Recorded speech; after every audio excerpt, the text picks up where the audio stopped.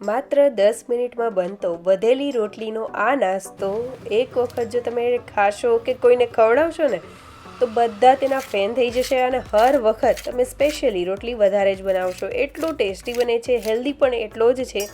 તો વિડીયોને એન્ડ સુધી જોતા રહેજો. તમે બાળકોના લંચ બોક્સમાં પણ આપી શકો છો અને તમે ક્યારેક એવું હોય કે આપણે ચટપટું ખાવું છે અને રોટલી બે વધી હોય ત્યારે પણ તમે બનાવી શકો છો. તો વિડીયોને એન્ડ સુધી જોતા રહેજો.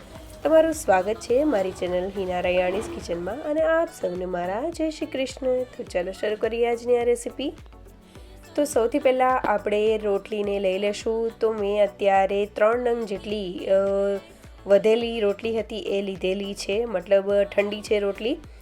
તમે જેટલો પણ આ નાસ્તો બનાવવો હોય તેટલો બનાવી શકો છો. અહીંયા કોઈ એવું માપ નથી, જેટલું તમારે રોટલી વધી હોય એટલાનો તમે બનાવી શકો છો. પણ એક વાત ચોક્કસ છે, તમે એક વખત આ નાસ્તો બનાવશો ને તો બધા તમારી પાસે સ્પેશિયલી બનાવડાવશે. એટલો સરસ ક્રિસ્પી અને ટેસ્ટીઓ બને છે અને હેલ્ધી પણ બને છે.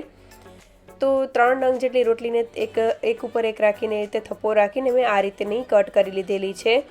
તો આપણે આ રીતના મીડિયમ સાઇઝની જ તેને કટ કરવાની છે. ઊભી આ રીતે કટ સ્ટ્રીપ કરી લેશું. ત્યારબાદ તેને લઈને આ રીતે મોટી હોય તો તેના 2 ભાગ કરી લેશું અને નાની હોય તો તેને આ રીતે બધી બાજુથી સરખી એવી કટ કરીને આપણે લંબચોરસ જેવો શેપ આપી દેશું, એટલે કે પટ્ટી જેવો શેપ આપી દેશું. અને સાઈડની જે વધે તેને સાઈડમાં કરતા જશું. આપણે કંઈ જ વસ્તુ ફેંકીશું નહીં, બધી વસ્તુનો ઉપયોગ કરી લેશું. તો આ રીતે મેં બધી જે પટ્ટીઓ છે તે બનાવીને તૈયાર કરી લીધેલી છે. હવે જે રોટલી વધેલી છે, જે સાઈડમાંથી નીકળેલું છે, તેનું આ રીતે એકદમ બારીક એવું ચૂરમું કરી લેશું.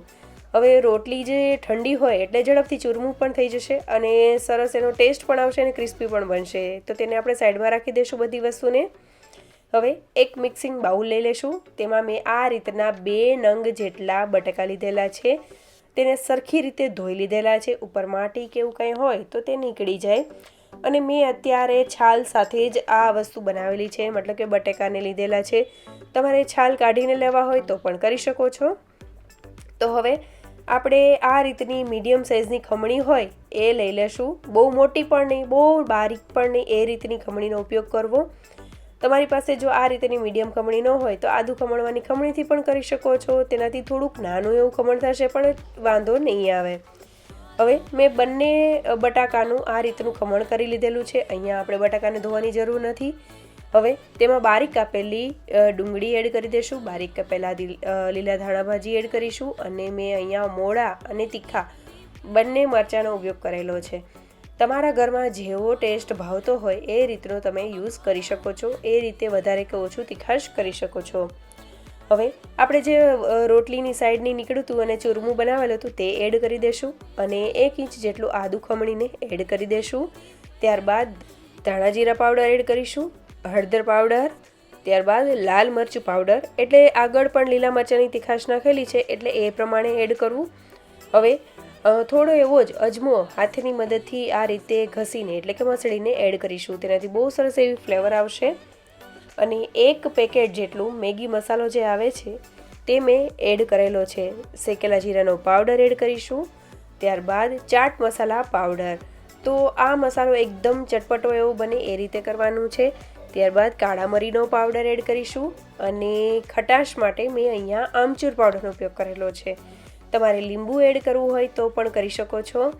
2 ચમચી જેટલા સફેદ તલ મેં એડ કરેલા છે. ત્યારબાદ ચોખાનો લોટ આપણે એડ કરીશું. તેનાથી બહુ સરસ એવી ક્રિસ્પી એવો આ નાસ્તો બનશે. તો મેં 2 ચમચી જેટલો ચોખાનો લોટ લીધેલો છે અને ત્યારબાદ બાકીનો જે છે તે ચણાનો લોટ લીધેલો છે. તો અત્યારે મેં લમસમ જ લીધેલો છે, 2 થી 3 ચમચી જેટલો એડ કરી દીધેલો છે. ત્યારબાદ હિંગ એડ કરી દેશું, સ્વાદ પ્રમાણે મીઠું, આગળ ચાટ મસાલો પણ એડ કરેલો છે એટલે એ પ્રમાણે એડ કરવાનું અને થોડો એવો જ ગરમ મસાલા પાવડર એડ કરીશું. હવે આપણે થોડું એવું જ પાણી એડ કરીશું અને બધી વસ્તુને મિક્સ કરીશું. તો અહીંયા જે આપણે બટાકાને ખમણેલા છે તો તેમાંથી પણ થોડું એવું પાણી રિલીઝ થશે એટલે થોડું પાણી એડ કરતા જવું અને મિક્સચરને તૈયાર કરવાનું છે. તો તમે જોઈ શકો છો થોડું એવું જ પાણી એડ કરેલું તો પણ થોડું એવું બેટર લિક્વિડી થવા લાગ્યું છે. તો હવે મને થોડો એવો જ ચણાનો લોટ ઓછો લાગતો હતો એટલે મેં એડ કરેલો છે. તો આ રીતે થોડો એવો ચણાનો લોટ એડ કરીને થોડું પાણી એડ કરતા જઈને આ રીતનું આપણે બેટર તૈયાર કરી લેશું. તો તમે જોયું ને કે કોઈ પણ જાતનું માપ લેવાની જરૂર નથી. તમને બધા ઇન્ગ્રીડિયન્ટ એવા છે કે જે આપણા ઘરમાં પણ મળી રહે અને બની પણ ઝડપથી જશે, કંઈ જ વાંધો નહીં આવે અને બહુ ટેસ્ટી એવું બનશે. તો મેં ચાખી લીધેલું છે, બહુ સરસ એવો ટેસ્ટ થઈ ગયો છે. તો આપણે જે રોટલી છે તેની એક પટ્ટી લઈ લેશું અને આ રીતે આપણે તેલમાં ફ્રાય કરવાની છે. તમે જોઈ શકો છો, હું અત્યારે તમને બતાવી રહી છું. આ રીતે બંને બાજુ તેને આ બેટરમાં કોટ કરી લેવાનું છે. હવે મેં સાઈડમાં તેલ ગરમ કરવા માટે મૂકેલું છે. તેલ મેં મીડિયમ ફ્લેમ ઉપર થાય ત્યાં સુધી આપણે કરવાનું છે. આ જે નાસ્તો છે તેને લો ફ્લેમ કે બહુ વધારે હાઈ ફ્લેમ ઉપર નહીં કરીએ, કેમ કે મીડિયમ ફ્લેમ ઉપર કરીશું એટલે બહુ સરસ એવું ક્રિસ્પી થઈ જશે. તો આ રીતે પટ્ટીઓ જે આપણે બેટર બનાવેલું છે તેમાં ડીપ કરતા જશું. બંને બાજુ સરસ એવું જે બટાકાનું મિક્સચર છે તે સરસ એવું કોટ થઈ જાય, તેમાં થોડો એવો મસાલો ચોંટી જાય, એ રીતે થાય એટલે આપણે તેલમાં એડ કરતા જશું. આ રીતે સાઈડમાં થોડું બેટર નીકળતું જશે, કોઈ જ વાંધો નહીં આવે, તે પણ બહુ સરસ એવું ક્રિસ્પી થઈ જશે. તો આ રીતે એક વખત એક બાજુ સરસ એવું તળાઈ જાય એટલે આપણે ફેરવી લેશું અને ફેરવતા ક્રિસ્પી ગોલ્ડન બ્રાઉન કલરનું થાય ત્યાં સુધી આપણે કરી લેશું. તો આ નાસ્તો બહુ સરસ એવો ક્રિસ્પી બને છે. ચોખાનો લોટ એડ કરેલો છે એટલે બહુ સરસ એવો ક્રિસ્પી બને છે. તમે જોઈ શકો છો, અવાજ સાંભળી શકો છો કે કેટલો ક્રિસ્પી આ નાસ્તો બન્યો છે. અને જે વ્યક્તિ ખાશે ને કોઈ અંદાજો પણ નહીં લગાવી શકે કે આ વધેલી રોટલીમાંથી બનાવેલો છે. બાળકોને તો બહુ જ ભાવે છે પણ મોટાઓને પણ એટલો ભાવે છે. તો જરૂરથી એક વખત ટ્રાય કરજો. અને આ રીતે જ આપણે બધો નાસ્તો તૈયાર કરી લેશું. ઝડપથી થઈ જાય છે અને કંઈ જ વાંધો નથી આવતો.